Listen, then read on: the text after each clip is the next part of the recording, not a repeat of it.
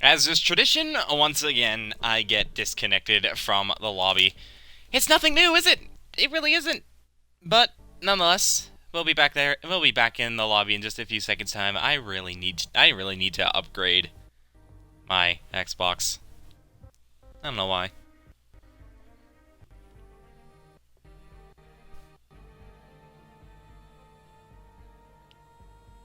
Just stay tuned, everybody. We're just waiting to load, and we know how this game is with its loading times, so we might be here a while.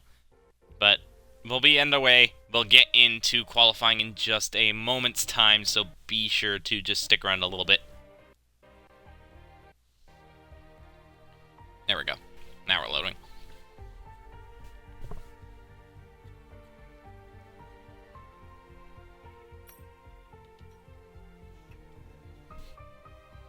Alright, just stay tuned for a little while longer.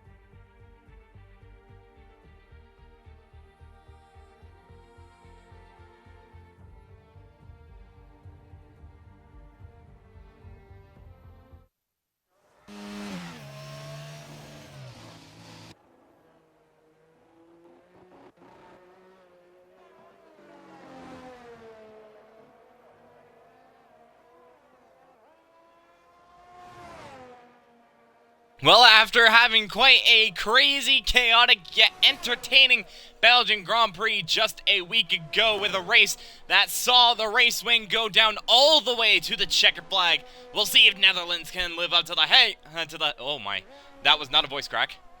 Okay.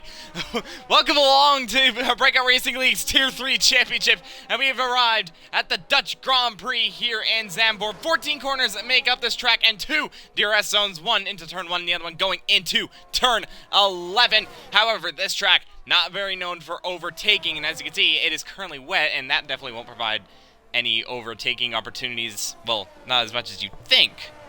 But we'll just have to see at the race, as I believe it is going to be a dry race for us here tonight. Zandvoort is not really well, it's a historic track, needless to say. It can be a very historic track.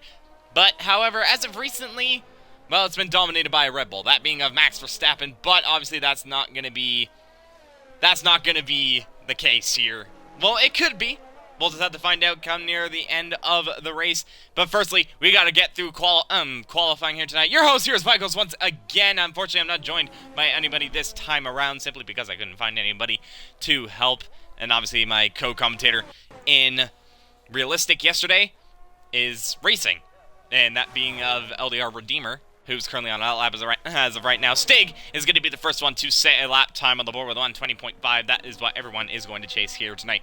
Let's go over to the Drivers' Championship now, and it is Gary still leading the pack by a very, very comfortable 83 points over one underdog.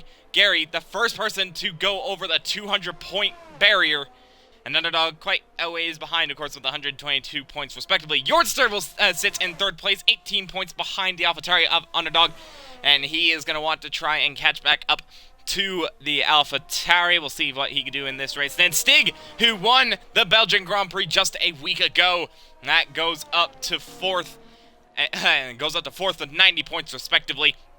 And Redeemer following close behind. Echo in fifth and sixth. Ahead of Gert, then it's Kieran, Koenigsegg, Quicktongue rounding out your top 10. Let's go over to the Teams Championship now. And it's Mercedes that lead the Constructors Championship. No surprise, obviously, Gary being a Mercedes driver. But they lead by a comfortable 114 points ahead of AlphaTauri. Alfa Romeo not too far behind. So once again, the battle between the two Alphas still hot. Yeah, English, okay. It's still closely contested, 25 points separate them respectively. And McLaren, a little bit ways behind, but still within the mix as well. They currently sit in fourth ahead of Red Bull. Red Bull, though, only 5 points behind McLaren as it stands at the moment. Could we see Red Bull jump up the constructor standings? We'll have to see. Alpine sits sixth, jumping ahead of Williams last week. And Williams sits seventh ahead of Haas. Aston Martin in ninth. Ferrari being the 10 constructors teams.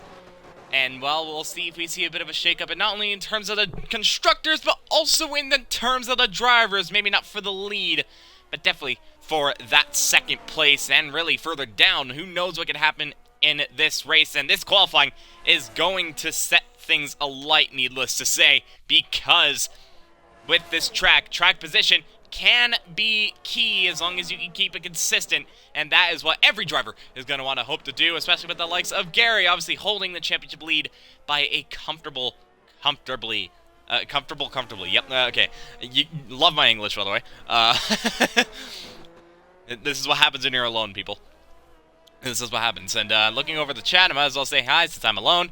Hello, chat, and the best commentator is back. Once again, being praised as best commentator from Daniel. Well, I mean, obviously it's all opinionated, but I appreciate you for the support and all that. Obviously, I try everything I can, knowing Breakout Racing League, because obviously I've been in BRL for quite a while. Like, I've been here since season 6. This is now season 9, so this is my 4th season, and well, I've come a long way since then, as has quite a few of these drivers as well. Obviously, Redeemer, and I believe Butters, maybe even Stig as well. I'm not entirely sure how long they've been, but definitely Redeemer. I mean, he was here before me.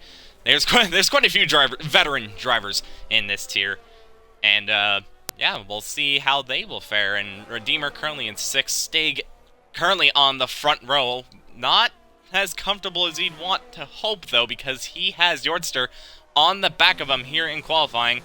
Yordster, who unfortunately had DNF'd last week due to a technical issue, as he he was host of the lobby last week, and that didn't go to plan. He isn't the host of the lobby this time around, so hopefully he doesn't have as many issues as he did before. Same with Butters as well. Both McLarens suffered a double DNF last week, and that's definitely not what they would have wanted. Hopefully that isn't the case, though. Butters just completely lost his front wing, which isn't ideal. Luckily, he's still here in qualifying, so at the end of the day, it's not all bad. It is not all bad. So far, only 12 drivers here, and obviously Unknown immediately retiring. He likes starting last, and to be honest, I don't blame him. Who knows what can happen at the front, and then he can just claw his way up the pack. We'll see what he can do starting 12th. Underdog currently on a lap time right now. And, well, Underdog, he thinks as if probably that the championship lead is a little bit too out of his reach right now. Because, obviously, he's 83 points behind. I know, and, well, in terms of Formula 1 terms, that is basically impossible to catch unless Gary suffers any DNFs. But he hasn't had a single DNF this season. The lowest he's finished is 6th. And he's finished on the podium every single race except for that one race. So, stopping Gary is going to be near enough impossible. We'll see what happens come the end of qualifying. Underdog's going to come across the line, and he's only going to go up to P8. Does the AlphaTauri just ahead of his teammate and behind Redeemer. We're going to watch out for the AlphaTauris and Alfa Romeos. Obviously, they've been pretty close on track, but also in terms of constructors, that's what we're really going to watch here for. And, well, who can grab second in the constructors, we'll have to see. I'm not the only one struggling with English. Yeah, well, when you're talking really quickly, obviously you are going to struggle. And that's pretty much me right now. It's a shame that I'm not going to be able to see what European people can do. Well, I could always tune back into the stream. Maybe if someone else streams their point of view, I could also see that as well. So if any of you stream, be sure to pop that up so I can maybe have a look and see what you guys are doing, because I would certainly love that. Because obviously with the expansion of the European tier, it's obviously pretty big considering our league. Obviously we're mostly known as a North American league, but we're obviously changing that due to SF1, who unfortunately had a little bit of a fall down, but we're going to try and raise them back up with our first European tier here in Breakout Racing League, and hopefully we can get more drivers in. And if you're part of the you're part of the European portion, I guess you could say, yeah, portion of the world, and want to race in a league on F1 22, well, be sure to join us here in Breakout Racing League. Just join the Discord, and well, hopefully we get to see you on track, and hopefully we get some more attraction towards the European tier. That'd be absolutely lovely. I'll link the Discord to the stream. There you go, guys. Go. So if anybody wants to join, there you go. Don't worry, you'll be streaming. Oh, well, that's lovely. That is absolutely lovely. I've been on board with Underdog for a while. He currently improved, by the way. He went up ahead of Redeemer now. Currently sitting in 7th. I think he's doing quite a few laps right now. Is the Alpha Tauri, which is pretty good all things considered. Let's go over to Gary. Gary, he is way down on his lap time. Is the Mercedes. Currently sitting on pole. He's not really one for pole, but if there's one thing he is known for is taking wins and podiums. That's exactly what he's done. And actually, I'm going to mention this real quick. Gary has not had a single pole position. You heard that? You heard that right. Gary, the championship leader, leading by 83 points, doesn't have a pole position. Obviously, he has some wins. He has 5 wins to his name, respectively. And that's honestly incredible how he doesn't have a pole position. Now he's been supplanted for provisional pole as one underdog. Now goes up to the top spot with a 120.3, and that's around half a tenth faster. Though Stig goes even quicker as Redeemer has left the session. We'll see if he can try and get it back. But Stig has now got fastest with the 119.8, so we're in the 19s. And it's the Red Bull of Stig, once again putting himself on the top spot, trying to go for his 3rd pole position of the season. Gary equals Ocon. Well, I mean, Ocon, yeah, sure, he is consistent, but, like, I think, if I'm being honest, it'd be George Russell in the first half of the season in F1 2022. Because he's consistent. That's the one thing. He's consistent. And that's what's brought him here. Sometimes he's not the best at qualifying. Sometimes he's right up there. He doesn't have a pole position. Maybe that could change. We'll have to see. But, yeah, Gary being Mr. Consistency. So I guess Ocon could fill in, but so can Russell. Though speaking of Gary, he actually improves up to P2 now. Does the Mercedes with the purple sector 3 for good measure. Not quite in the 19s, though, so far Stig is the only driver to be in the 1-minute 19s. We have a yellow flag through Sector 2 and Sector 3. I believe that is for Stig slowing down. I think Koenigsegg has had a bit of a moment. Hard to tell and see if he does. We'll look at the Sector 2 split. Maybe he's not using... excuse me. He's not using any ERS. I don't think so. Yeah, he's had a moment. So he's 11 seconds down, so there you go. Consistency is key. That is very true. If you want to win, you gotta be consistent. While we're waiting here in qualifying, I don't know if you guys have seen the sports liveries, but for those that are aware, next week we're going to be seeing some very different looking cars. Obviously, being on board with the Aston Martin is going to completely change. The Black Halo is going to be on that Aston Martin, but also the side pod difference is going to completely change for the Aston Martin. Can't wait for that. The Red Bull is going to have a different hue. None of the Rebels. They're going to have a different color, I guess, along with a couple sponsor updates. The Mercedes, as Echo has unfortunately had a moment. The Mercedes, the Halo's going to be updated, the side pods, the rear wing, the front wing. A lot of things are changing. Same with the McLaren. Every team, basically, is going to have a livery update and a sports update. And, well, we'll just have to see what the grid looks like come the Italian Grand Prix next week. That's right, the Temple of Speed. Be sure to tune in for that. It's always going to be an exciting one. Is a Monza, especially knowing Tier 3. Right now, we're still looking at these current liveries of cars, and well, we'll see what happens next week. But right now, we're still here. We're still in this qualifying session. We're still at the Dutch Grand Prix. You can have your arrow back on your Merc Halo. Yes, you will. The fins, I guess you could say, on the Halo will be back on that Mercedes as Redeemer has retired, and he's actually that's more than just a retirement. That's a crash. That is a full-on crash for the Alfa Romeo, and he is out of qualifying. See if we can get on board with his teammate. I just caught a little bit of it, potentially losing the rear at the end of, at the beginning of the straight, at the end of the final corner, and there we go. That is the Alfa Romeo's qualifying done. Meanwhile, The other Alfa Romeo having a huge moment out of out of turn 1. He's able to keep the car in check though, so he's good to go. Oh, and right as I say that, never mind. Well, luckily he hasn't hit a wall, so he's good to go. And well, hopefully he can keep the car on track and go for a pole position. You know, Underdog, he's actually going to come across the line. He's going to start his final one of his few final flying laps. We'll see if the AlphaTauri can mount a challenge to the top spot, as QuickTongue is now retired, and that is right here at turn 3, actually. Oh, and Underdog. Big moment, big snap. And, well, luckily, the AlphaTauri is able to keep the car in check, but that has absolutely ruined his qualifying effort there. The commentary curse will kick in today. It always does. When does it not? It will always kick in, no matter who. You mention it, it's gonna happen. We'll stay on board with Stig as he is on his second to last final flying lap, potentially, if he makes it across the line in time on board the Red Bull out of turn 3. Going through this section, there's a McLaren in front of him. I think that's a Bjornster. Oh!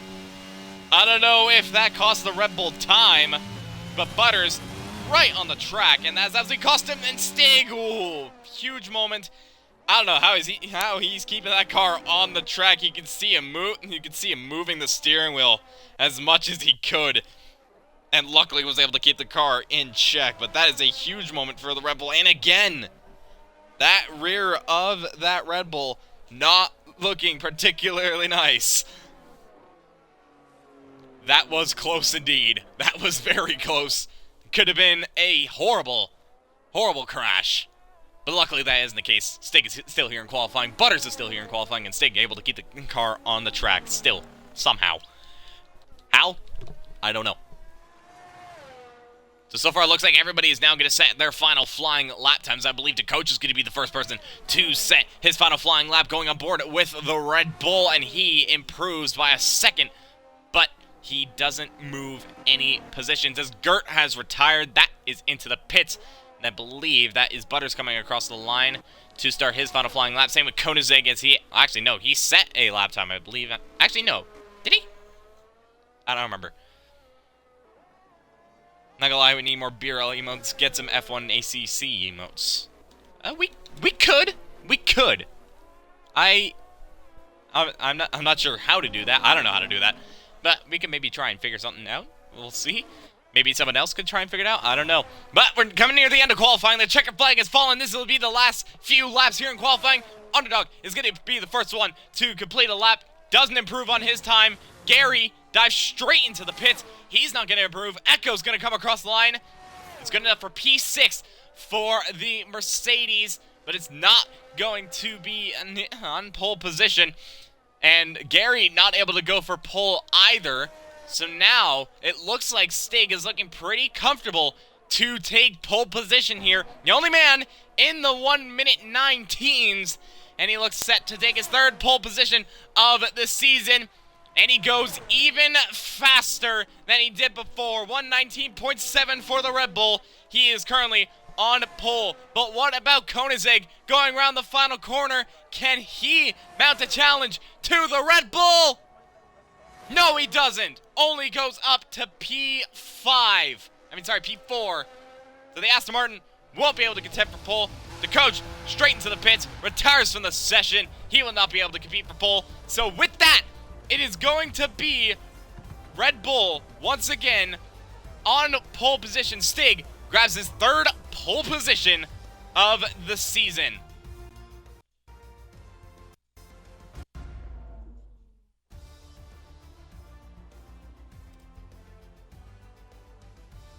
There you have it. Stig on pole position by quite a comfortable margin, nearly 3.5 tenths from Gary. But Gary, once again, in the top 5 positions here in qualifying. Yorster lines up in 3rd ahead of Koenigsegg. That's Underdog in 5th ahead of Echo. Then it's Gert in 7th ahead of Redeemer. The Alfa Romeos sharing the 4th row. And it's QuickTongue, the coach, rounding out the top 10 here in qualifying. Butters unable to reach the top 10. And the Unknown immediately qualifying immediately retiring from qualifying. My apologies. But yeah, those are 12 drivers here for the Dutch Grand Prix.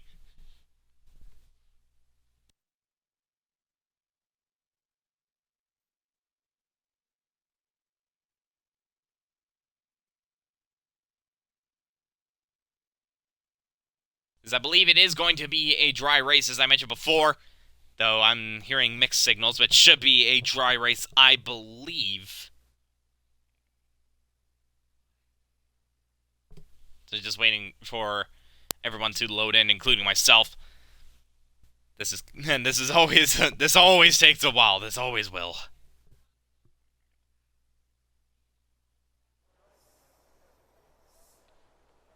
Sunny skies, a bit of cloud in the distance. But it looks like it's going to be a dry start to this race. And, well, with that, that is now going to give us a bit of a strategy call. What is going to be the strategies for this race? And I'm being told from Stig in the Twitch chat that is going to be a full dry race. So, that is what we're going to be met with. So, with that, there's obviously going to be the tire allocation, where if you start in the mediums, you must either finish on the hards or the softs. And, well, and vice versa with all that. So, that is what we're looking at for this race. And be wary of safety cars. Safety cars is definitely not out of the question here in Zandvoort, especially knowing Breakout Racing League. So, we'll see what happens come near the end of this race, but also during this entire race in general. Maybe the Red Bull has loose rear cause dry setup. Well, that would make sense. That would make sense. Because obviously you can run a little bit lower rear wing. And, well, we'll see if that is going to be the case for Stig. And, well, he is hoping for a dry race, so I think that's going to be the case. And Skeppy, obviously BRL's owner, saying Gary is going to win. Well, he is on the front row. He's already won 5 times. Could he go for the 6th? I think the answer is pretty obvious. I think he could as well. But Stig could potentially challenge and go for his 2nd. You never know.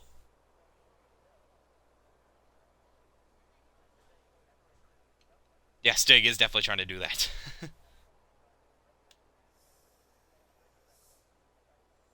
You're on the driest setup. Well, that proves it. Well, you managed to grab pole with a dry setup, so there you go. It's worked out for you.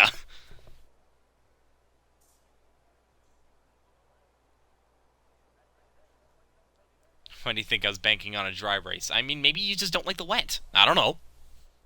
Some drivers are like that. Some drivers don't like driving in the wet, and despite them having a dry setup, it's just simple as is. I mean, I'm kind of the opposite. I usually hope for a wet race because it makes things more interesting. There's more factors going on. You're fast here. Yeah, well, can you translate that? That's the question. Can you translate it? You would be interested in joining commentary, but kind of don't want to wake up family and neighbors at 1 to 3 a.m. That's honestly understandable. That is pretty understandable for you. So, yeah. If you maybe could try and squeeze in the no, if you wanted to, that is, I'm not gonna force it, but if you wanted to try and do that, you can go right ahead. We will definitely not deny you doing that whatsoever. But yeah, you don't want to wake your family or your neighbors. That's understandable. So yeah, that is completely fine. Look over at the race director while we're at it. Never mind. I keep pressing the race director, but it never actually shows anything. So like it doesn't. I don't know why it does that. This game is incredible for that. So screw the race director, I guess. But it doesn't matter because the race is about to start in just a couple seconds time. But first, we're gonna go over to the formation lap, of course. And so we're going to give a lap for the drivers to warm up their tires. There we go. Underway for the formation lap here for the Dutch Grand Prix. 36 laps of racing here tonight. What is going to be the case? That's going to be the case for this race. How will it factor? How will this race go for through these laps? We'll just have to find out. And well, predicted pit stop strategy should be an easy one stop from either soft to hard or medium to hard, or from what other drivers have selected, from Gary down to Underdog. And same with both Alfa Romeos to Coach and Butters, hard to medium or hard to soft. We'll have to see how the overcut will work out for them, and also the undercut potentially for Stig, Echo, Quick Tongue, and the Unknown, as they have selected the medium compound tires. No Red Bull softs on the grid, so nobody trying to go aggressive off the start. And while that may not produce the chaos that we usually expect at the start of a Tier 3 race, but we'll have to find out. That Merc looks sexy on the front row. Well, the Merc does look pretty good. I feel like the silver is a little bit off, but it's still very nice nonetheless. So I could definitely agree with you on that one. As actually, wait a minute, something's happened to Gary. He's now fallen down behind Nordster and Koenigsegg. So I'm not sure what happened to Gary, but obviously he'll still line up in second place ahead of Nordster and Koenigsegg. So luckily, with this being the formation, that isn't really much of a factor. So he won't have to worry about that. But I think that spin, if he did have a spin, I missed it. But if he did have one, could be a bit concerning for the Mercedes. We'll just have to find out. I'm a Merc League driver, if you can't tell. Yeah, I think I could have figured that one out. Now everybody's starting to line up on their grid slots, trying to burn the tires and get some tire temperature in, and also set their position for the start of the Grand Prix. And but the front row going really aggressive there. You see that? Stig is pointed to the right. Gary is pointed to the left. So that is going to be the aggression we're about to see. Same with the Coach as well. The Coach going really aggressive. Oh, but he messed it up. With that, private lights are on for the Dutch Grand Prix here in Zandvoort. It's lights out, and away we go. Looks like a pretty good start for the McLaren, but also for the Red Bull, and Stig is going to try and hold it into turn one. Now Gary's going to go into the inside. Can Gary get the position and the lead? No, he can't. The grip in the mediums is just too much. Stig holds the lead from Gary, and it looks like Koenigsegg has got the move on here. So there's contact between the Mercedes and the Red Bull, and Gary has gone completely around off the start. Not what he would have wanted, as Stig leads now from Koenigsegg. Then comes Nordster, and I believe Echo now in fourth, ahead of Underdog. Then comes the two Alfa Romeos. Then Quick Tongue ahead of the Unknown. That's the Coach ahead of Butters. The Butters having a bit of a moment further back, but that is obviously not the case. And then Gary all the way down in 12th, as Echo's now trying to make the move on Nordster further back, and Echo has done exactly that. He's made the move. He's up into third place, and now he's going to try and chase after Koenigsegg for second. But bit of contact between the front row. So potentially a bit of controversy. Red Bull against Mercedes. Where have we seen that before? And oh, that is an Alfa Romeo. That's Gert. He's gone completely around off of turn 12. Hasn't hit the wall, so he's able to keep on going, but not what Alfa Romeo wanted, especially for the battle for the constructors. The Stig leads from Koenigsegg, from Echo, though Echo's looking for a move on Koenigsegg on the inside into turn one. Koenigsegg has the outside line and preferably the racing line, but Echo has that inside line, and with the mediums is able to get ahead, though gets a little bit squirrely on the exit, and Koenigsegg just shoots his way around, and he makes the move once again and holds second place for now. Echo's going to try and fight it back, though, for second. He's on the back of the Aston Martin. Same with Underdog as well. Underdog's not too far behind as well, and Echo not able to do anything by the time they arrive to turn 6, and he's going to have to stay behind for a little while longer. As Butters has gone into the pits, and that is most likely a front wing change, and now is onto a set of softs, is the McLaren, and not what he would have wanted, and that is actually him out of the race. Crashed at turn 2, and with that, that is going to be a virtual safety car, so the race has now been neutralized. So the McLaren coming out of the pits, the cold tires just didn't want to work with him, and that has absolutely cost him. As, oh, we actually have a bit of switching further back, as the Coach, I think, might have gone off the track. Indeed, he has. You can see the gravel, and he's lying down. So the Red Bull has gone off the track. That's allowed Gary to move up a place. But the start of that race a bit, well, I wouldn't say controversial, but not what the championship leader would have wanted to start of this race. Just a bit of contact, potentially breaking a little bit too deep into turn 3. McLaren crash gate. I wouldn't say it's crash gate. Maybe he just simply lost the rear, and well, he just wasn't able to save it. I think that was probably the case. I don't think it was crash gate. Let's not say anything about that. If that is the case, then that's not going to look good. But it doesn't really benefit, because it's only the start of the race. So at the end of the day, it doesn't really matter. So far, Stig leading by quite a comfortable margin. But obviously, this is a virtual safety car. But he's led by quite a comfortable margin. And that's exactly what the Red Bull would have wanted at the start of this race. Obviously, a bit of contact, though, between him. Oh, and that is a drive-through penalty. And that is for Gert. Gert has got a drive-through penalty for speeding on a safety car. DRS has been enabled. And you can see this train from 2nd all the way down to 8th. A huge train. 7-car train, I believe, from 2nd. And now Echo is going to have a look on the back of the Aston Martin. He is going to go for the look with DRS. And he's going to go on the inside into turn 1. And Underdog's having a look as well. Echo getting a little bit on that curb, but he has the inside line, and with the grip in the mediums, does it again, and he has made the move for 2nd place. Koenigsegg will have to settle for 3rd. Now, we had a yellow flag for the back. I believe Redeemer has had a bit of a moment, and he's all the way down in 10th. And Alfa Romeo not having a good time here tonight.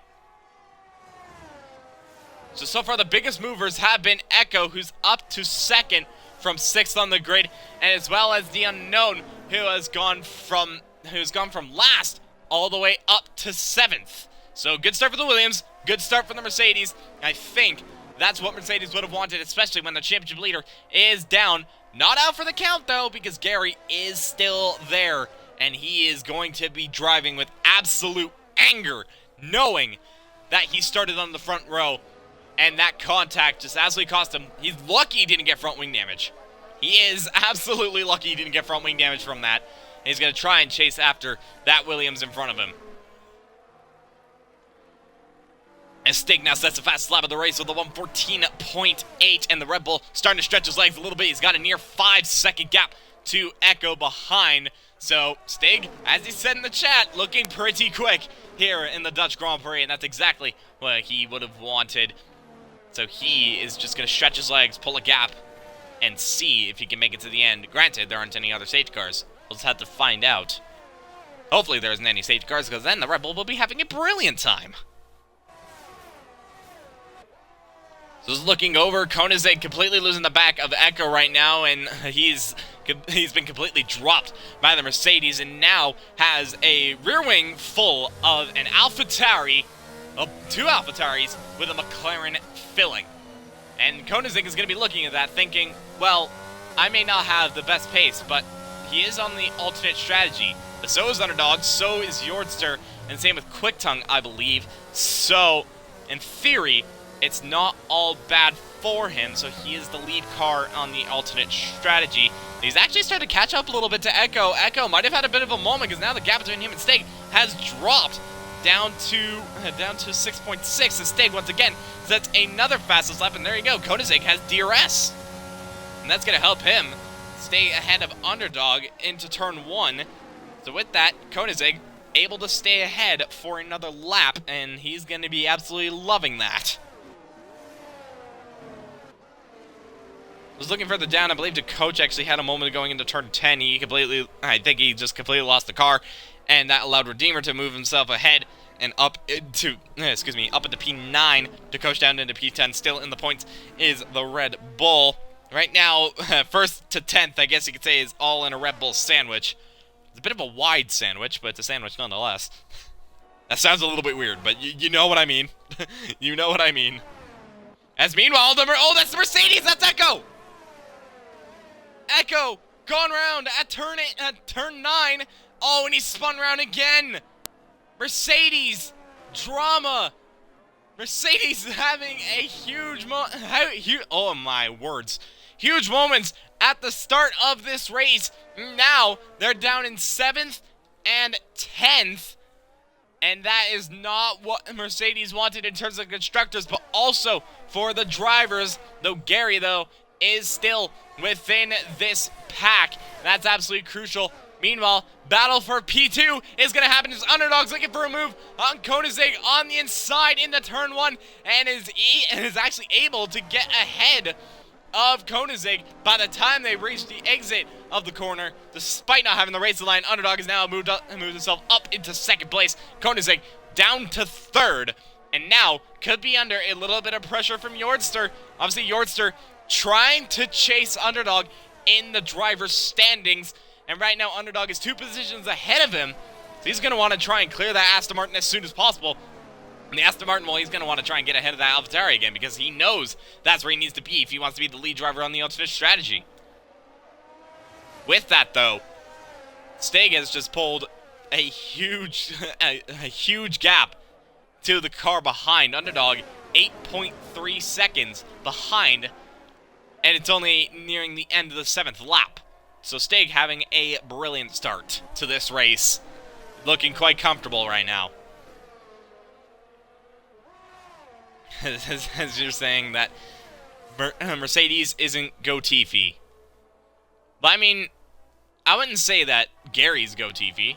He just had contact between him and Steg, and that put him down in 7th now. And well, Echo though, he definitely just lost the rear on his own. I don't think there was any contact, and all that sent him down to P11. He did make a pit stop in this race, and that has absolutely ruined him. Just looking over, you could see the train that's happening from 3rd down to, if my math is correct, 7th. So 5-car train right now for 3rd in this race. Koenigsegg just trying to stay on the back of Koenigsegg. As actually we have a bit of a moment, and that is the unknown. The Williams has gone round. With that, that is now put him down to P7. Gary is now back up into P6. The championship leader now back into the top 6 positions. But he has lost a little bit of time, actually, to the cars ahead. And he's not within DRS. He's not within DRS of these guys. And that might prove crucial in this race right now. As Yordster has DRS on Koenigsegg. He is closing up to that Aston Martin. But he's not able to do anything for now. So lap 9 of this race, Stig leads 8.9 seconds ahead of Underdog. Stig, once again, running a very comfortable race. Underdog pulling away, which is probably crucial for his race, knowing he has the pace to not fall too far behind of the Red Bull. And knowing that he's on the alternate strategy, he might be thinking about this and probably thinking, did I lose too much time behind cars that were ahead of me? And could that have cost me a chance of a win, barring any safety car? We'll have to see, but Underdog now not exactly stretching his legs. He's still giving it everything he can. But with this, it's cost him a bit of it's cost him quite a bit in relation to Stig ahead. As I see Gary closing in on these guys now he might have a shot. DRS as Stig sets another fastest lap of the race with a 1:14.5. So the Red Bull absolutely flying. Let's actually look over at fastest laps. And right now he's the only driver. Well, that's actually not true. There are 3 drivers that have only been in the 1:14s. Obviously Stig leading this race comfortably. Underdog, he's in the 14s despite being on the hard compound tire. Same with Gary. Gary also in the 14s on the hard compound tire. So that is probably something to watch out for. Gary and Underdog having pretty good pace on those hard compounded tire, and that is proving crucial. And we'll see how that pans out near the end of this race, because by the time the end of the race comes, they're going to be on a set of the mediums. They're going to be faster in relation to Stig. Stig is obviously going to be on a set of hards. There's no way he can go medium soft. The softs probably degrade way too quickly. It just wouldn't be possible. I have been proven wrong before, though, so if he does prove me wrong, fair play. Koenigsegg's now starting to slowly pull away from Yordster now. I say that, he lost a 10th out of the exit of turn 12. So now Koenigsegg still under pressure from the McLaren behind, but he has a comfortable gap. Obviously, this DRS train not exactly hurting him, but it's not exactly helping him because Yortzer doesn't quite have the pace of Koenigsegg right now in terms of the cornering speeds. But in terms of straight line, Yortzer is there or thereabout. But I think if Yortzer is around, I would say 4/10 behind, he might have a shot of going down the inside into turn 1 by the time they reach the start-finish straight. He's gonna have to stay pretty close to the back of that Aston Martin if he wants a shot. We're actually going to see a little bit of a breakaway now as Quick-Tongue is starting to slowly fall back from the guys ahead of him. Now he's going to be under pressure from Gary. Gary obviously having supreme pace on those hard compounded tires. He has the DRS on Quick-Tongue. He's not going to be able to make a move now, but by the time, if he's close enough, by the time they make it to turn 1, he is going to have a look, that's for sure. You can see the grip difference between the two. Quick-Tongue gaining a little bit. Those mediums might be starting to die off at this stage of the race. It could be dying off a little bit. Meanwhile, Gary, he's closed up to the back of Quick-Tongue. He's gaining. He doesn't exactly have the straight line speed, though, to mount a challenge on the AlphaTauri. And obviously, you can see the blinking red light of that Mercedes, and that is probably what's costing him. He is low on ERS in relation to the AlphaTauri in front of him. That's probably what's hurting him at this stage of the race. So right now, a battle for P3 and a battle for P5 as it stands at the moment. Quite a few people spread out, but right now, two battles going on. Aston Martin, McLaren, and an AlphaTauri and Mercedes. With that, if the race were to end right now, Gary will lose quite a bit of points. He would lose 10 points, if my math is correct, to Underdog, putting the gap down to 73 as it stands at the moment. Obviously, it's still early days. We don't know what's going to happen near the end of the race. But right now, Underdog gaining 10 points on Gary ahead of him. And while he is pulling away from Yortzer as well in terms of the championship, so that is probably exactly what he wants. Yortzer unable to make a move, though Gary might be having a look. In turn 1, he's going wheel to wheel with the AlphaTauri. Is the Mercedes, though. Quick-Tongue trying to go around the outside, trying to keep the pressure on, keep that Mercedes at bay. And with the racing line, is he able to stay alongside? Not quite. Gary has a little bit of an edge. Is now going to try and go around the outside as Quick-Tongue hits the curb and has gone almost around. He was able to keep the car pointing the right way. But now, Quick-Tongue has lost a heap load of time with that mistake, and that's allowed Gary to now move himself up into 5th. So once again, Gary moving his way up the ranks once more with another mistake from a driver ahead of him. And now he's going to try and chase after Koenigsegg and Yortzer. And well, if you look, he's gaining a little bit. Obviously, with the DRS of Yortzer pulling away on the straights. But in terms of the corners, it looks like Gary does have a bit of an advantage here. He's definitely getting the exits out of the corners, that's for sure. You can tell just by the delta.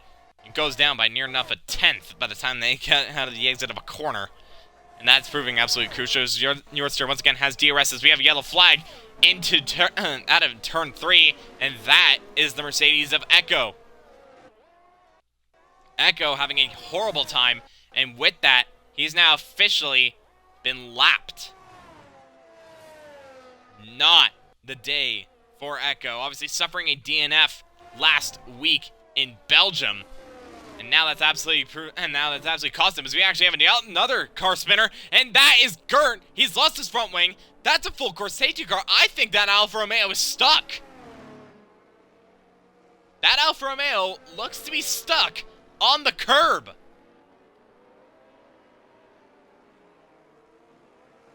As he resets the track, honestly, usually you get busted for a reset the track, but I feel like, if I'm being perfectly honest, I feel like that should be allowed.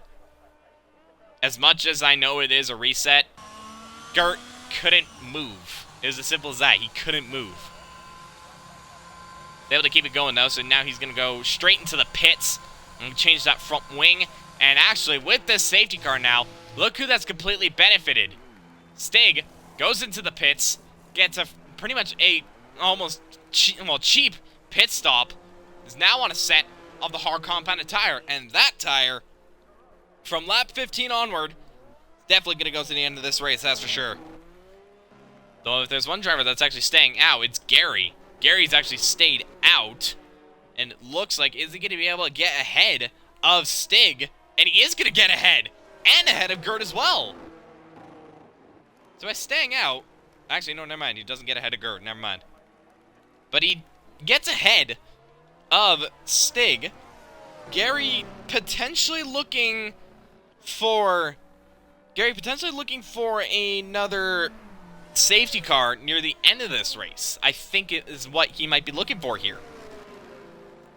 If this pans out the way that the Mercedes wants, he's going to be looking pretty smart. So now, Gary leads from Stig, from Underdog, then it's Koenigsegg ahead of Yortster, Quick-Tongue, Unknown, my apologies, then it's Redeemer, and then DeCoach, Echo, and Gert. Gert was able to unlap himself. Stig saying Gert was put up to that by Deemer. I don't... Why would he do that on purpose? I don't think he'd do that on purpose, would he?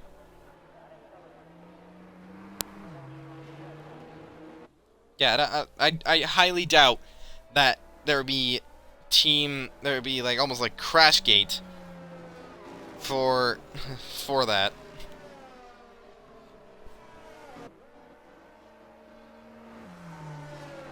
Yeah, no, so Redeemer now obviously catching up to the safety car. Same with Gert. He was slow. Well, maybe because he had that front wing damage, probably. Like, super slow out of the pits. He's probably trying to make sure he didn't crash in the pits. Because obviously, if you crash in the pits, that's gonna be rather embarrassing, wouldn't it? I don't think Gert was trying to do that on purpose. By the way, it doesn't really matter. You're still technically leading this race because Gary didn't make a pit stop. So, calm down.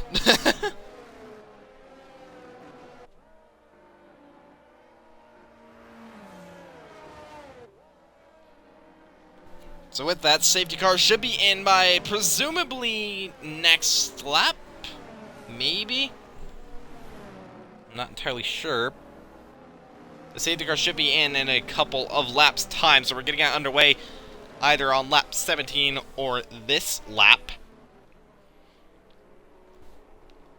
And just looking over at position changes, obviously Gary up one position because he did not pit. Stig down one position, but he has pitted. Underdog is up 2, but provisionally up 3. Koenigsegg has stayed exactly where he is, actually. He will move up because of Gary. Same with Yortster, he'll move up 1, but he is down 2 as it stands at the moment. Quick-Tongue up 3. Unknown up 5 still. Redeemer staying exactly where he is. DeCoach is up 1. Gert and Echo down 3 and 5 respectively. We have only lost Butters from this race. And it's unfortunate what happened to the McLaren, just losing the rear out of the exit of turn 2 going into turn 3 with cold tires. It's not worked out for him. And Butters saying earlier on that he hopes that the Xbox wheel update does get fixed, as Gary has now pitted. Sorry for not catching that earlier, but Gary has now pitted. So with that, Stig re-inherits the lead of this race. Underdog back up into second. Koenigsegg up to third. And Gary might actually come out behind Gert, and he does come out behind Gert. The guy that he lapped is now the guy that he's legitimately behind. Imagine how weird that would be. I think he wanted to get the freshest tires he could. Well, I think looking at the tires, the answer is definitely. So he's going to have much fresher tires in relation to those already on the mediums, that being Gert, the coach, Redeemer, Yortster, Koenigsegg, and Underdog, obviously starting on the hards, and now on the mediums. They've already got a couple of laps in. Yet he is closer. And, well, he is on the back of this pack. Still just hanging on to a point, but he is going to have fresh tires. So watch out for that Mercedes during the second half of this race. Safety car in this lap. So now it's up to Stig in the Red Bull to decide when this race is going to resume. He's looked pretty darn comfortable, but now this is going to get a little bit less comfortable. So now Stig gonna make sure he gets tire temperature in to those hards and try and get a jump ahead of Underdog. Underdog being on the mediums, Stig on the hards, and now he has officially gone. And with that, he's gonna come across the line. The race is now officially resumed. Stig leads from Underdog, from Koenigsegg. Then comes Yortster and Quick Tongue rounding out the top 5, and Stig is able to hold on to the lead by the time they arrive to turn 1. Though that AlphaTauri looking to put the pressure on now at this stage of the race on lap 18 of the Dutch Grand Prix. And there's already been a switching further back as DeCoach and Gert going at it, and DeCoach has now lost the position to the Alfa Romeo. Might lose another place as well, as Gary is potentially looking for a move. He's going to have to stay behind a little bit longer, though. It's trying not to risk it. Had a look, but he's not going to be able to do anything. So Stig able to hold the lead from Underdog, from Koenigsegg. Then it's Yortster, Quick Tongue, Unknown, Deemer, as Gary is diamond on the inside of DeCoach. Is he gonna be able to make the move? DeCoach is gonna try and fight it back though, and Gary round the outside into turn 10 and has the racing line, has the superior grip in relation to the Red Bull. He's moved himself up into 10th place. He's still trying to defend though from the Red Bull, but he's able to do it. And now Gary is up into 9th. Is now going to try and chase after Gert, as Redeemer actually made a move on the Unknown. And now the Alfa Romeo has moved himself up into 6th. Is now going to try and chase after Quick Tongue, as Stig sets the fastest lap of the Grand Prix once again with a 1:14.3. Put me up for an auction. I can do it. Just kidding. I wouldn't be able to do it. As we're looking... Oh! Did Gary have a moment?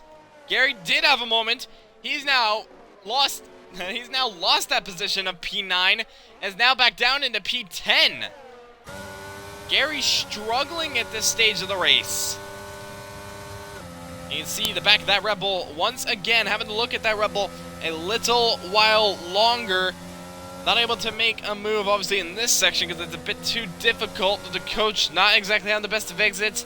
Give her a move at this corner, though, so he's having to stay behind that Red Bull. And the coach just putting his car where he wants to, and Gary trying to have a look, but he's not able to do anything, having to stay behind for a little while longer is the Mercedes, but this is not what he wants for his championship. Look over the battle for P1. Underdog still closely staying on the back of Stig, though Stig is actually low in ERS. Gary gets a 3-second time penalty for exceeding track limits, and Underdog now sets the fastest lap, and then is quickly taken by Koenigsegg. Koenigsegg sets the fastest lap, and we're now in the 13s in terms of lap times. DRS now enabled once again. So now, that drag reduction system on the rear wing is now going to play a factor once more.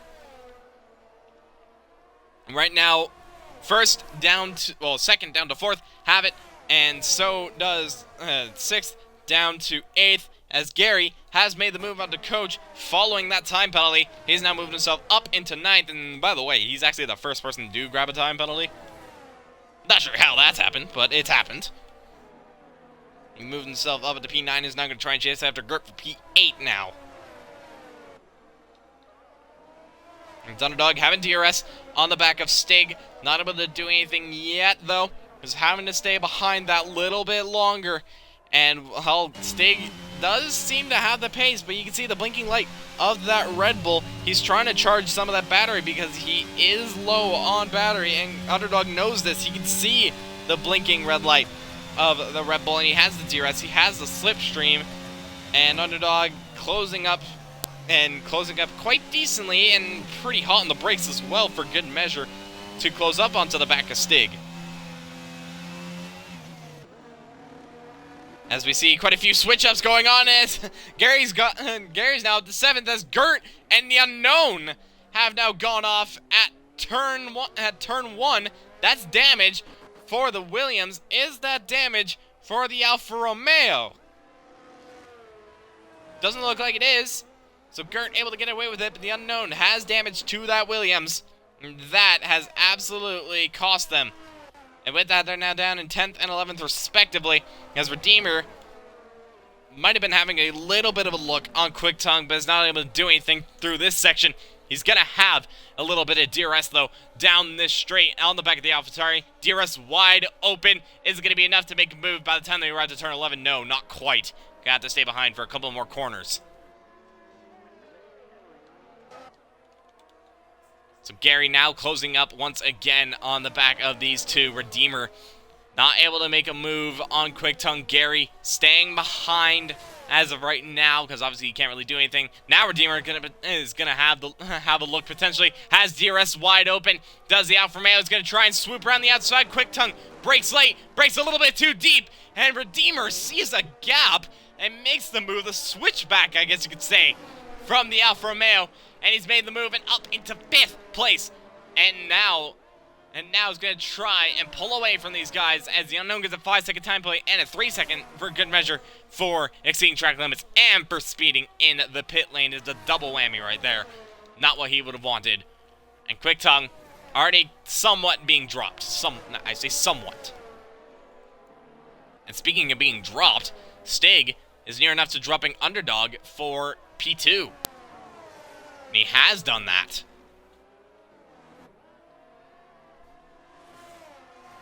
So with that, Stig now having, well, not as much breathing. Actually, no, never mind. Underdog just gained a heap load of time out of turn 12. And could that have helped him? Could that have done it? No, it actually hasn't. He doesn't have DRS.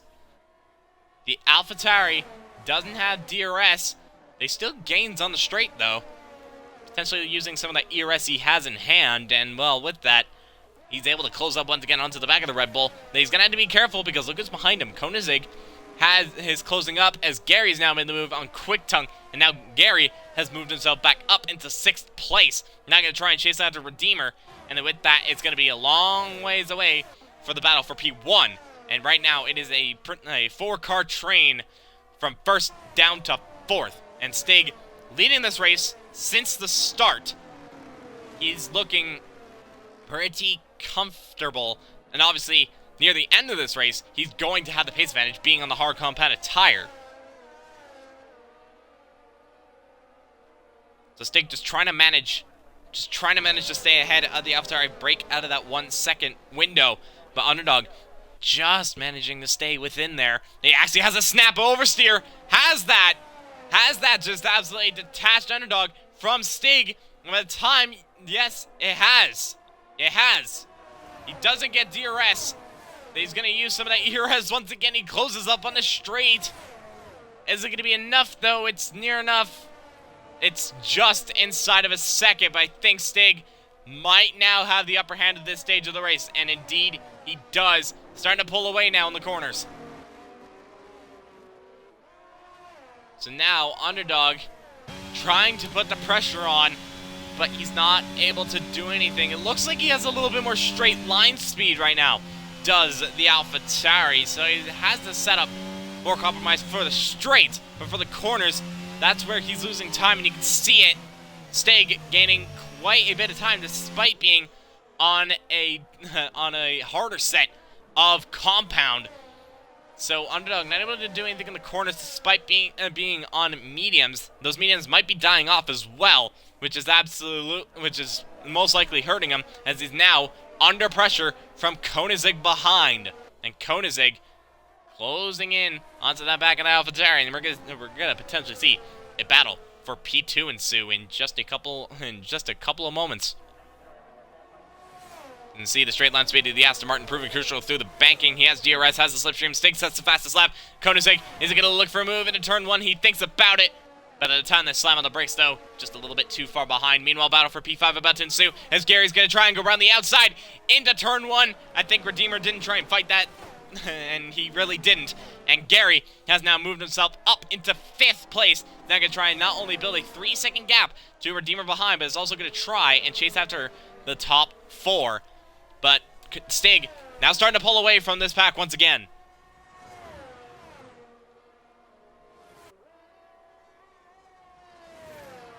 So with that, as it stands at the moment now, Underdog will be gaining, well, barring Gary's 3-second penalty, not 5-second, my apologies. But barring that, as unknown, that's the fastest lap, Underdog will be gaining 8 points to Gary, putting that gap from 83 down to, if my math is correct, 75. So with that, Underdog still gaining a decent low, but it's still a huge gap. It is still a huge gap. It's Koenigsegg once again having DRS on Underdog. Yortster not too far behind as well. McLaren has been pretty silent this entire race, just staying exactly where he's been. And well, now he is just cruising. Simply cruising. And while he's staying on the back of this pack, which is exactly what he wants. He wants to be ahead of Underdog, that's for sure. Underdog not quite having the pace.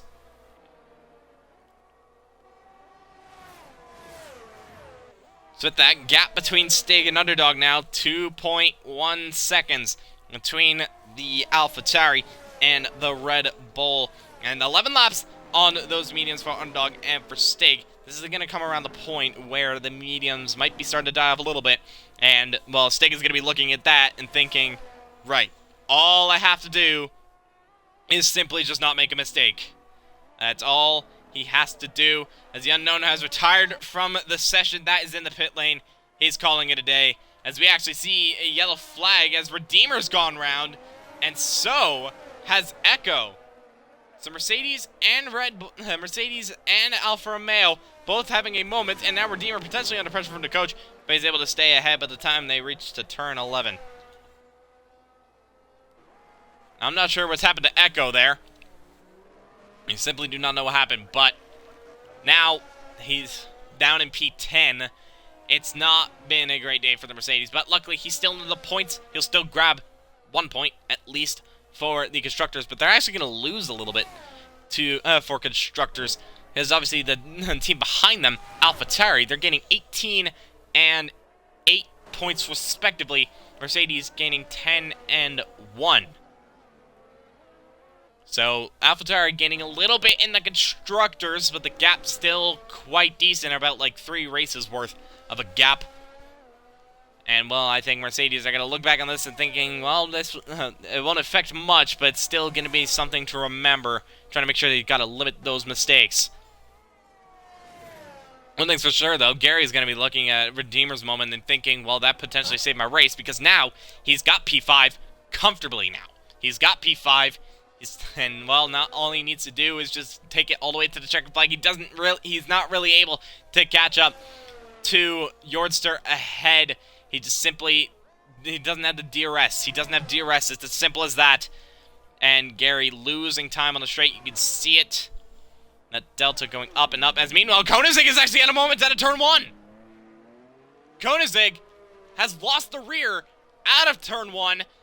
And now has fallen away from Underdog, has lost P3, and now is going to be under pressure from Gary. So Gary, unless, I say unless, but if Koenigsegg gets a 3-second, Gary now has a shot of P4. And well, Yortster is going to be seeing that and thinking, I'm now one place closer to my championship rival, theoretically. So, this has helped Yortster. Definitely not helped Koenigsegg, I can tell you that much. And Gary can now see that Aston Martin, and he got exactly what he probably would have wanted. That being that good old drag reduction system. And, well, it's now looking quite nice.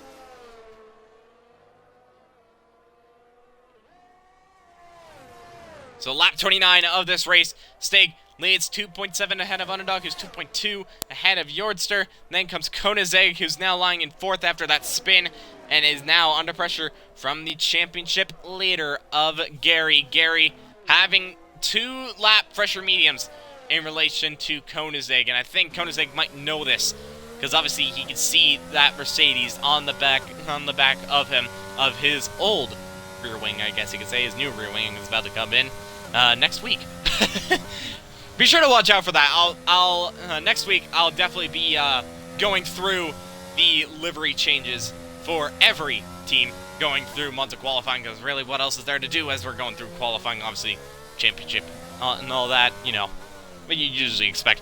But I will be going through all the changes that we see to every team's livery, not just a select, every. If we see every car, that is. If we see every car, I'll go through the changes. But if I don't see every car, I'll still go through the changes, but we won't see every single one. But I'll give a quick mention to ones that I can remember, as we have a yellow flag once again, and that is Echo spun round once more at turn 8. Oh, and that is another spinner. This time it's Redeemer. He's lost his front wing completely. And with that, that is a full course safety car. It's the second safety car of this race. Second, well, third safety car in general, but second full course. Oh boy. So now, I would suspect that everybody is going to pit into this race.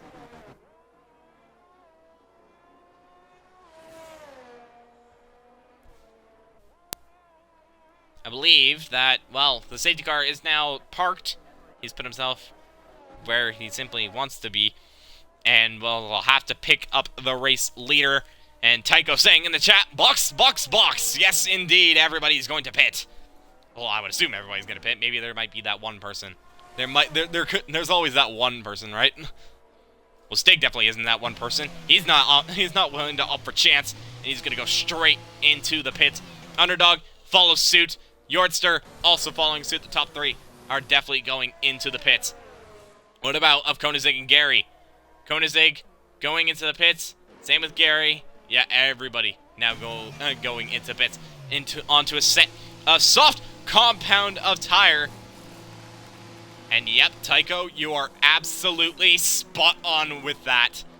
Gary is now seeing this and thinking, oh dear, what has happened? The one thing's for sure is that he has to worry about one less position, because the coach has a 5-second time penalty for speeding in the pit lane. He might serve that, though.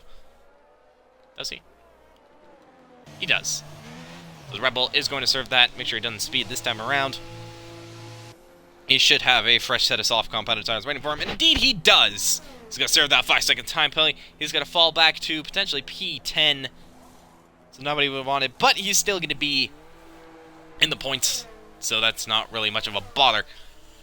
Now, now everyone's going to catch up behind the safety car. Not the Aston Martin. My apologies. The red Mercedes safety car, the CrowdStrike Mercedes, I guess you could say.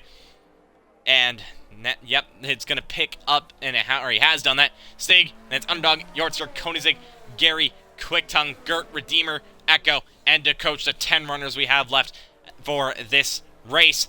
The race should get underway by, I believe, lap 33, maybe even lap 34. Actually, no, hold on. 34 or 35 is when the green flag will be waved. So we could potentially have 1 lap of DRS or no laps. Or I could be wrong, and it comes in next lap, and so we're going to have 2 laps of DRS. So DRS hasn't really been playing much of a factor in terms of overtakes. Obviously, we have seen some overtakes on the inside into turn 1, but it hasn't really done as much as you'd usually expect. And I think quite a few people will be happy about that, especially for Stig.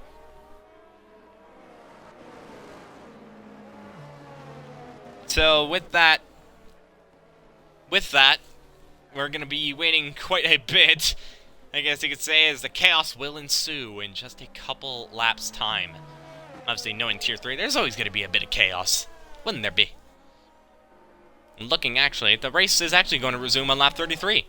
So we are going to have 2 laps of DRS, 4 laps of all-out racing to the checkered flag. We're just waiting on the coach to line up behind the safety car, and the safety car should be going slow enough for the coach to catch up to the back of this pack.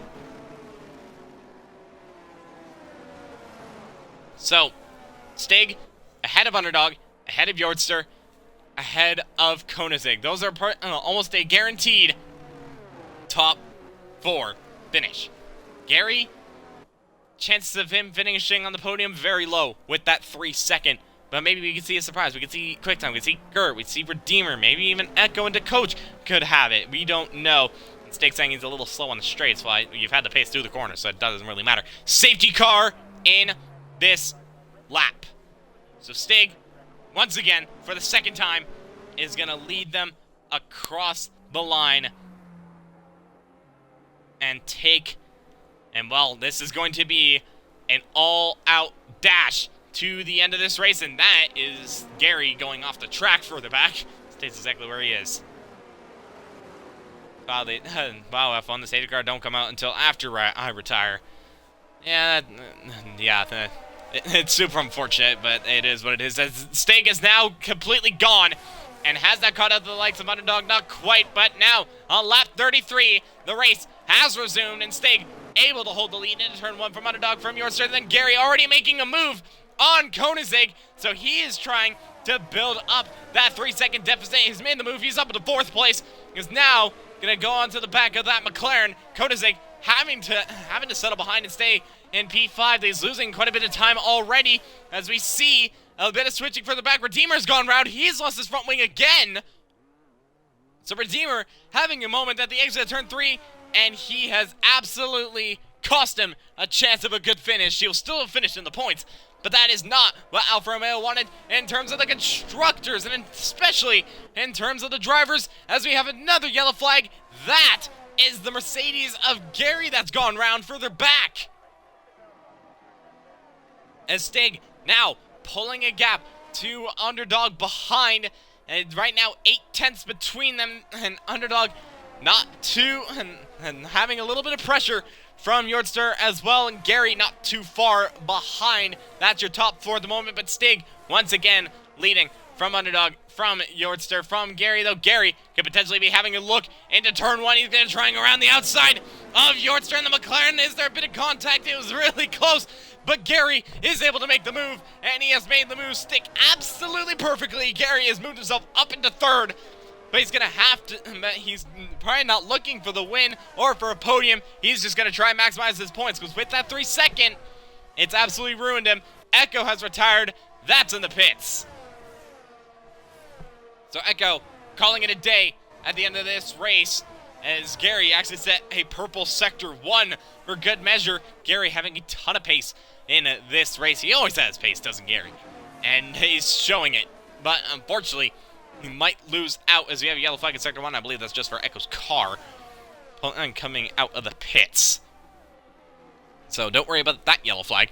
And I'm pretty sure a lot of people aren't worried about that yellow flag. But Stig still leading from Underdog, from Gary, Yordster, Koenigsegg, QuickTime, Gert, the coach, and then Redeemer rounding out the drivers that we have left for this Dutch Grand Prix. And Stig now pulling once again another comfortable margin to Underdog behind. And now he just has 2 laps to negotiate until he can potentially take the win here in Zandvoort tonight. He sets the fastest lap for good measure, so he wants full points here in the Dutch Grand Prix.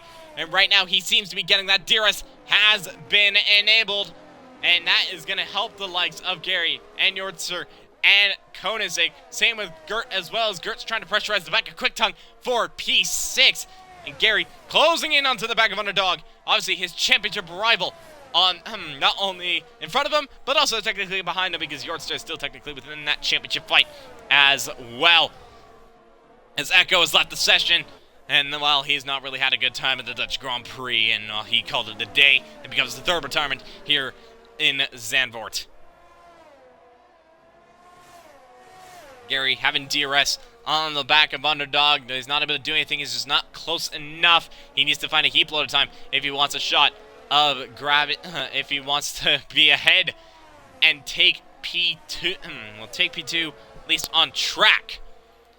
But right now, it's not looking to be the case. And right now, if the race were to end, he will go down to P5.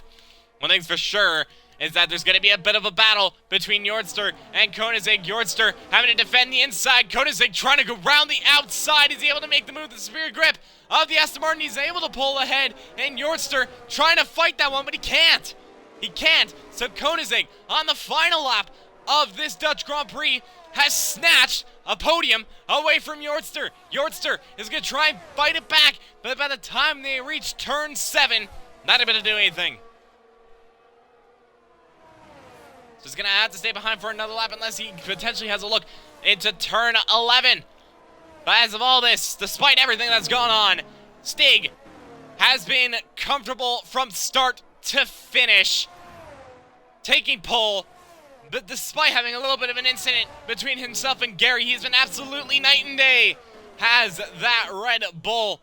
And he hasn't stepped off of the top 2 this entire race. As he comes around the final couple of corners, he won in Canada in dominant fashion. He won in Belgium due to time penalties. Well, this one's going to be on all-out pace and on the track. Stig wins the Dutch Grand Prix. He takes his 3rd win of the season. Underdog will come home to take 2nd place, so it is, I guess you could say, a Red Bull 1-2. Koenigsegg will snatch a podium from Jordster. Jordster will have to settle for 4th, and Gary, with that 3-second, will have to go down to 5th. Gert finishes in 6th, just ahead of Quick-Tongue. De Coach will finish in P8. So Red Bull gaining quite a few points. And Redeemer will come home in P9. Not the best of days for Alfa Romeo, but they'll still manage to grab double points finish. But Stig, absolutely night and day. Nothing could stop him here in Zandvoort. And he takes his 3rd win of the season.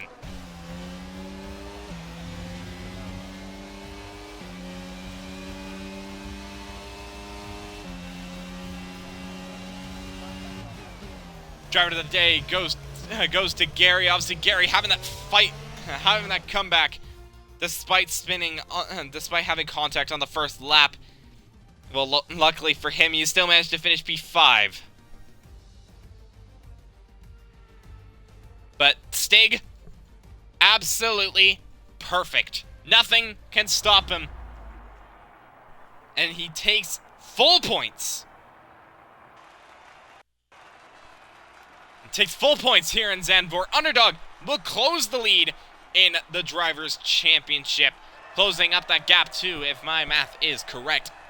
78 points. And Koenigsegg, once again, another podium for the Aston Martin. Podium celebrations are on, and Stig celebrating his 3rd win. It was very, very dominant from the Red Bull, despite the safety car restarts. He didn't put a foot wrong. I shall invite the drivers here for their podium interviews, and Stig will take the win here in Zandvoort with the fastest lap for good measure. Absolutely perfect day for the Red Bull. Underdog will take 2nd place. A good day for AlphaTauri, not only in terms of constructors, but also in terms of the drivers, as Underdog closes that gap to himself and Gary. Koenigsegg will take 3rd place. And just ahead of Jordster, then it's Gary, Gert, Quick-Tongue, De Coach, Redeemer, rounding out the points paying positions. Echo, unfortunately, not able to reach the end of this race. And we lost the unknown and Butters from from the Dutch Grand Prix. And with that, we already have our podium sitters for the Dutch Grand Prix. So, drivers, be sure to include your audio for the stream, and we'll get this underway very quickly. Koenigsegg. So, with that, another podium for you once again. You're pretty much in that fight for the entire race, and within the mix of like P2, P4, and well, a last lap overtake on Jordster. You picked your time, and the time was right. 3rd place for you. Congratulations. Tell us how that race was for you. Yeah, that was a great race. I only did some time trial before this race, so I had no idea how the race pace was going to be. So I was learning every lap in the beginning. Um, but man, that I spun. I think I was having a nice little, DRS battle with one underdog and was trying to like get some ERS saved up to make a pass, but then I clipped the inside curb and spun. But the safety car saved me. Towards the end, I think Yardster ran out of ERS, and I had about 50%. So took my shot on the outside. He's a very clean racer, so I trusted him, and glad it worked out. Yeah, it worked out indeed, and with that, you snatched the podium away from him, and I believe if I look at the standings, you grab your third podium of the season. So once again, congratulations. Next week, Temple Speed, Monza. Are you excited about that race and how you'll fare, or do you think that race may be a bit of a struggle? What are your thoughts? No idea. I've not done a race on this game at Monza yet, so I know it'll be very close. Stig, we've got some really fast racers here. One underdog, Stig, Yardster. It'll be a DRS train dictated by safety cars, so just gotta be there. Yep, gonna be there is going to be the key, and that's exactly what your plan is. But once again, congratulations to you on third place here in the Dutch Grand Prix. And we move over to second place for the Dutch Grand Prix, that being Underdog. And Underdog, you just like Koenigsegg, you were also pretty much within that fight for the entire race. And while grabbing second place, you didn't really get off of second place after that. And you took what looked to be a pretty comfortable podium. Tell us how that race was for you, and for, once again, another podium, and closing up the lead in the Drivers' Championship. Yeah, I mean, he raced me because started P5, which had to make up a lot of ground. But in the first couple of laps, then battles with Collins and George there. It's like, I was just trying to keep them behind me. I got them behind me just enough. Then safety cars came out, reel in, shake a little bit, but I didn't have anything on stick. But it was a tough race for me, though. It may have been a tough race, but you managed to battle your way through it, and once again, another podium. Your fourth podium in a row in succession. So once again, congratulations to you. Next week, it is the Italian Grand Prix, the Temple of Speed. Do you expect to do like you did a season ago, where I think you dominated that entire race? Do you expect to do the same, or do you expect this to be even more of a challenge? It's not going to be the same because last year was totally different, new cars, so totally different. The tires will definitely not last as long as last time. Yes, you have to stay within the limits on that track. It will punish you for track limits. And I think it's just going to be a DRS train, like Koenigsegg said. You just gotta, the pits will determine your placing. It will indeed, and well, putting yourself where you need to be, as I said, going to be the key. We'll just have to see in just a week's time. But once again, congratulations to you on second place here in Zandvoort. With that, we move to the race winner of the Dutch Grand Prix, his third win of the season. And to be honest, since you took pole, it never really looked in doubt. Obviously, that contact between you and Gary, it was simply first lap, in my opinion. But despite that, you looked night and day. Despite two safety car restarts, no one could really mount a serious challenge. And Stig, you take your third win of the season. And once again, you pretty much put it in dominant fashion. Congratulations. How was that race for you? Good race. Lap one. But lap one, I just accelerated, didn't have the grip I thought I had. Somehow saved the car, kind of used Gary as a pinch. It's unfortunate. I was hoping I could battle him all race. But after that, I pulled the gap over second a lap, which was insane. I don't think I ever touched the 15s during that stint. But, yeah, the safety car came out. I pitted for my hards. Literally zero clue how I kept Underdog behind me because he was on fresh mediums and I was on fresh hards, but I assumed he had that pace advantage. But got another DRS, took it home after the next safety car restart for the win. and I think a Grand Slam because I think I led every lap. Well, there was also the safety car, so I don't think it was. I don't think Gary led that lap though, because he pitted right no, after. I think he led a couple laps. Did he? Under the safety car and then pitted, I think. So it was almost a Grand Slam.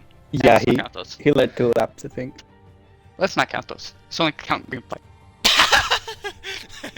Void those. It was only Yep. 34 laps. What do you mean? Void left 22, I think, or 15. I don't know. I don't know what it was. It was the first safety car, I believe. So I'm not entirely sure. But despite that, needless to say, you led pretty much like 90% of the laps. We'll put it at that. You led 90% of the laps.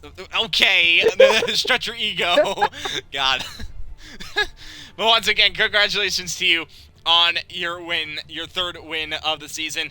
Next week, Monza, Temple of Speed. What are your thoughts going into that race? I don't know about Monza. I haven't driven in this game yet, but hope I can be fast. I probably won't have straight line again, but I hopefully I can get out of the DRS train in first, but we'll see how it goes. Yeah, we'll definitely just have to see in a week's time. But once again, congratulations to you on your 3rd win of the season. Congratulations to Underdog and to Kona Zig for their podiums, respectively. With that, that is going to wrap up Tier 3 for us tonight. Be sure to tune in tomorrow, though, for Tier 1 and Tier 2, as they are going to go around Zandvoort. And then next week, Temple of Speed, Monza. Who's going to want to miss it? Probably no one. I doubt anyone will miss it. Starting with Realistic on Thursday. And then, once again, same time, same place, Tier 3, Monza. Be sure to come in and watch. But from me, that is everything. Good day, good night. See you tomorrow for Tier 1.